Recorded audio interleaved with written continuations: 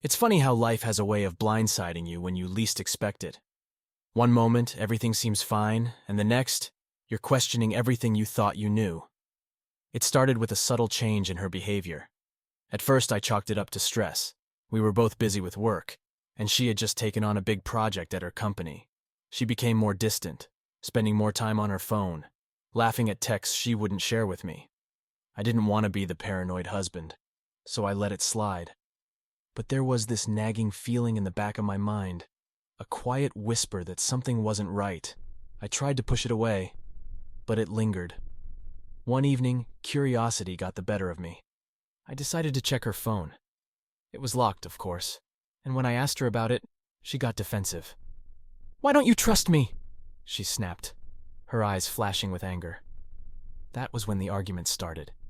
We'd never fought like that before, over something as simple as a locked phone. The arguments became a regular occurrence. We used to have such easy, comfortable conversations, but now everything was strained. I couldn't shake the feeling that she was hiding something, and she couldn't understand why I didn't trust her. It was a vicious cycle that neither of us knew how to break. One night, after another heated argument, she stormed out. I sat in our empty living room, my mind racing. That was when I decided to follow her.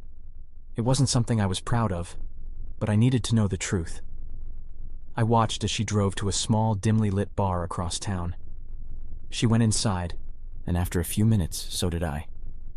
There she was, sitting in a corner booth, laughing with a man I'd never seen before. They were close, too close. My heart pounded in my chest as I watched them. He leaned in and kissed her, and she didn't pull away. My world shattered in that instant. I left the bar, my hands shaking, my mind numb. I drove aimlessly for hours, trying to process what I had seen.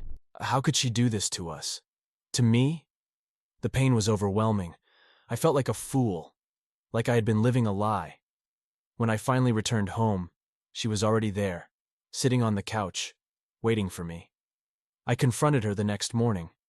She tried to deny it at first, but when I told her I'd seen them together, the color drained from her face. There were tears, screaming, accusations thrown like daggers.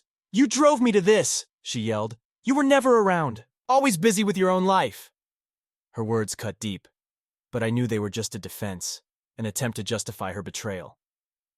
The next few days were a blur of painful conversations and silent meals. The trust we had built over years was gone, replaced by suspicion and resentment. We tried to talk through it, to understand where things had gone wrong. She admitted that she felt lonely, neglected. She said she had found comfort in the attention of someone who made her feel valued. It was a hard pill to swallow, realizing that my absence had contributed to this mess. As we talked, or rather fought about what had happened, the details of her affair came to light. It had started innocently enough, she claimed. A colleague at work who had shown her some attention when she felt neglected at home. Their conversations had quickly turned from professional to personal, and one thing led to another. I couldn't believe how easily she spoke about it, as if it were a minor transgression. For me, it was the ultimate betrayal. We had always prided ourselves on our honesty, our commitment to each other. Now it felt like I was living with a stranger. She insisted it was over, that she had ended it the moment she realized what it was doing to us. But the damage was already done. Every time I looked at her, dear viewers, more than 90% watch my content without subscribing. If you still have not subscribed, then I ask you to do so. For me, this is the best motivation to continue. I saw them together. Every time she touched me, I felt the sting of her betrayal. Our intimacy, once the cornerstone of our relationship, became a battlefield. I couldn't touch her without thinking of him, couldn't kiss her without tasting the lies. She tried to reassure me, to tell me it was over, but the damage was done. Every time we made love, it felt like I was competing with a ghost. The sex was different too. There was a desperation to it, a need to prove something to each other, but it wasn't enough. The connection we once had was fractured, replaced by suspicion and hurt. Every touch, every kiss, felt like a reminder of her infidelity. The nights we spent together were filled with tension. Sometimes she would cry afterwards, apologizing over and over. Other times, I would lie awake, staring at the ceiling, feeling an emptiness that no amount of physical closeness could fill. I found myself seeking solace outside our marriage, not in the arms of another woman, but in work, in hobbies, in anything that would take my mind off the pain. I started going to the gym more, spending long hours there just to avoid coming home. Friends noticed the change, but I couldn't bring myself to tell them. It was too humiliating. She, on the other hand, seemed to be trying to fix things. She suggested counseling, but I wasn't ready. The thought of sitting in a room, airing our dirty laundry to a stranger felt unbearable. I needed time, space to process what had happened. I started confiding in a close friend, someone I trusted. He listened without judgment, offering support and advice. It helped, but it also made me realize how deep the rift between us had become. I was opening up to someone else about the most intimate aspects of my life, something I should have been able to do with her. The final straw came one evening when I found out she had been in contact with him again. It was supposed to be over, she had promised. But there it was, a text message from him on her phone. My anger boiled over. We had another explosive argument, this one more intense than any before. Words were said that couldn't be taken back, wounds inflicted that would never fully heal. In that moment, I realized we couldn't go on like this. The trust was gone, and without it, our marriage was just a hollow shell. I packed a bag and left, needing to get away, to think about what I wanted for my future. Living alone was strange at first. The quiet of my new apartment was deafening. I spent a lot of time reflecting on our relationship, trying to understand where it had all gone wrong. There were moments of clarity, of realizing my own faults, but also moments of deep sadness and regret. We met a few times to talk, to try and find some closure.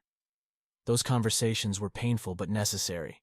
We agreed to separate, to give each other the space we needed to heal. It wasn't easy, but it was the right decision. I threw myself into work, taking on extra projects to keep my mind occupied. The gym became my sanctuary, a place where I could channel my anger and frustration. I started going out more, trying to rediscover the person I was before all this happened. She moved out of our home, and we divided our belongings. Seeing her things disappear from the house was a stark reminder of the life we had built together, now reduced to memories and divided assets. It was a painful process, but it also felt like a necessary step towards healing. As time passed, I began to rebuild my life. I reconnected with old friends, started new hobbies, and focused on my career. The pain of her betrayal still lingered, but it was no longer the all-consuming force it had once been. I found solace in small things. Dear viewers, I ask you to subscribe to the channel under this video. I will be very grateful to you. Like the quiet of a Sunday morning, or the satisfaction of a job well done. Slowly, I began to see a future for myself that didn't include her. It was a hard realization, but also a liberating one. I started therapy, something I had resisted for a long time. Talking to someone who could offer an objective perspective helped me process my feelings and understand the deeper issues at play. It wasn't just about her betrayal. It was about how we had grown apart, how we had failed to communicate our needs and desires. Therapy was a turning point for me. It helped me understand that while her actions were unforgivable, there were underlying issues in our marriage that we both had ignored. I learned to forgive myself for my mistakes and to let go of the anger that had consumed me. I began to see her not as the villain in my story, but as someone who had made a terrible mistake. This shift in perspective didn't excuse her actions, but it allowed me to start healing. I realized that holding on to resentment only hurt me more. I also started to open up to new experiences. I took up painting, something I had always wanted to try but never found the time for. It became a form of therapy in itself, a way to express emotions that words couldn't capture. Months turned into a year, and I found myself looking forward to the future again. The wounds of her betrayal had left scars, but they were healing. I learned a lot about myself, about what I wanted from a relationship, and what I was willing to tolerate. Trust is a fragile thing, easily broken and hard to rebuild. But it's also essential for any relationship to thrive. I knew that if I ever decided to open my heart again, I would be more careful, more aware of the signs, and more honest with myself and my partner. I met someone new, a woman who was kind and understanding. We took things slow, both of us wary of getting hurt again. It was different this time, built on a foundation of honesty and mutual respect. She knew about my past, about the betrayal and the pain, and she accepted it without judgment. As our relationship grew, I realized that I had truly moved on. The past no longer had a hold on me. I was able to love again, to trust again, and to believe in the possibility of happiness. It wasn't always easy, but it was worth it. I still think about her sometimes, about what we had and what we lost. But those thoughts no longer bring pain. Instead, they serve as a reminder of how far I've come, of the strength and resilience I found within myself. Life has a way of teaching us lessons in the most painful ways. Her betrayal was a devastating blow, but it also forced me to grow, to reevaluate my priorities, and to become a better, stronger person. And for that, I am strangely grateful. As I sit here writing this, I realize that this story isn't just about betrayal. It's about forgiveness, healing, and the power of moving forward. It's about finding the strength to let go of the past and embrace the future with an open heart. I've learned that no matter how deep the wound, it can heal with time and effort. I've learned that even the most painful experiences can lead to growth and self-discovery. And I've learned that love, in all its forms, is worth fighting for. As I settled into my new routine, I began to understand the importance of self-care. I took time each day to do something that brought me joy, whether it was reading a good book, going for a long walk, or simply sitting in the park and watching the world go by. These small moments of peace helped to ground me, to remind me that life was still beautiful despite the pain I had endured. I also made an effort to reconnect with my family. In the midst of the turmoil, I had distanced myself from them, not wanting to burden them with my problems. But as I healed, I realized that they were my support system, my rock. I started visiting my parents more often, spending time with my siblings, and sharing my journey with them. Their unconditional love and support were invaluable in my healing process. My new relationship continued to flourish. We took things slow, building a strong foundation of trust and mutual respect. She was patient with me, understanding that I was still healing, and never pressured me to move faster than I was comfortable with. Our conversations were open and honest, and I found myself sharing things with her that I had never shared with anyone before. It was a new experience for me, one that was both terrifying and exhilarating. With her, I felt safe, valued, and understood. Work also became a source of solace for me. I threw myself into my projects, finding satisfaction in the progress and accomplishments. My colleagues noticed the change in me, and I received several commendations for my dedication and hard work. It felt good to be recognized, to feel competent and capable again. But I also made sure to maintain a balance, to not let work consume me the way it had before. As I continued my therapy sessions, I delved deeper into my own psyche.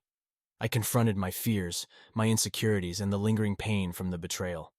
My therapist helped me to see that while the betrayal was a significant event, it did not define me. I was more than the pain I had experienced, more than the mistakes I had made. I was a complex, multifaceted individual with the capacity for growth, change, and love. I also began to volunteer at a local community center, helping out with various programs and initiatives. It was a way for me to give back, to make a positive impact on others. I found great satisfaction in helping those in need, in seeing the difference I could make in someone's life. It was a humbling experience, one that reminded me of the importance of empathy and compassion. As the months passed, I felt a growing sense of peace. The pain of the betrayal had faded, replaced by a sense of acceptance and understanding. I no longer felt the need to dwell on the past or to harbor resentment. Instead, I focused on the present, on building a future that was filled with love, joy, and fulfillment. There were still moments of doubt, of course. Times when the old wounds would ache, and the memories would resurface. But those moments became less frequent, and I learned to deal with them in a healthy way. I no longer let them consume me or define my actions. Instead, I acknowledged them, learned from them, and moved on. One day, as I was sitting in the park watching the sunset, I realized just how far I had come. The journey had been long and arduous, filled with pain and heartbreak. But it had also been a journey of self-discovery, growth, and healing. I had faced my darkest fears, confronted my deepest insecurities, and come out stronger on the other side. I knew that I would always carry the scars of the betrayal, but they no longer defined me. They were a part of my story, a testament to my resilience and strength. And as I looked towards the future, I felt a sense of hope and optimism. I was ready to embrace whatever came next, to face new challenges with courage and determination. It's been 2 years since the storm of betrayal turned my life upside down, and I find myself reflecting on how far I've come. The memories of my wife's affair, once so raw and painful, have now faded into the background, replaced by a new chapter in my life. I'm living in a cozy apartment on the edge of the city, a place that has become my sanctuary. The walls are adorned with my paintings, vibrant expressions of the emotions that once threatened to consume me. Painting has become more than just a hobby. It's a passion, a way to channel my thoughts and feelings into something beautiful and tangible. My mornings now start with a routine that grounds me. I wake up early, often before the sun rises, and spend a few quiet moments in meditation.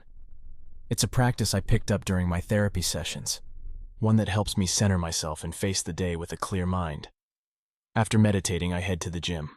Fitness has become an integral part of my life, a way to not only stay in shape but also to clear my head and release any lingering stress. The gym is where I push my limits, where I feel my strength and resilience grow with each passing day. Work has also taken on a new dimension. I've been promoted, a recognition of my dedication and hard work. My career, which once felt like a refuge from the chaos of my personal life, is now a source of pride and accomplishment. I'm leading a team of talented individuals, working on projects that challenge and inspire me.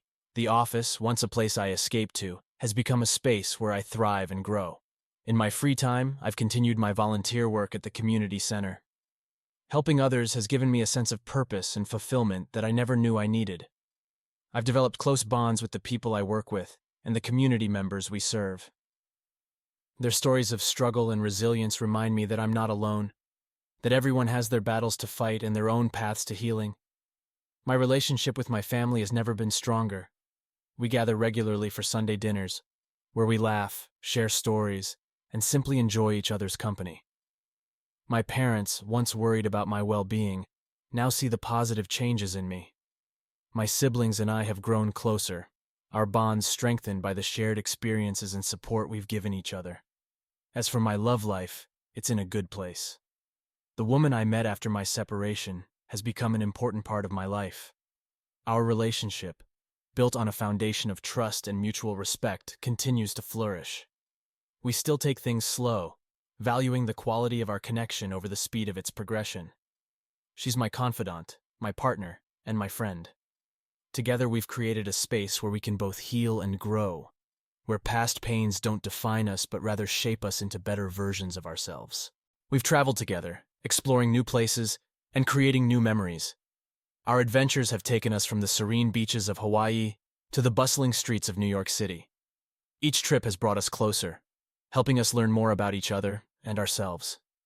Traveling has become a way for me to step out of my comfort zone, to experience the world with fresh eyes and an open heart. I still attend therapy, although not as frequently as before. My sessions have shifted from focusing on the pain of the past to exploring my hopes and goals for the future. My therapist has become a guide, helping me navigate the complexities of life and relationships with wisdom and compassion.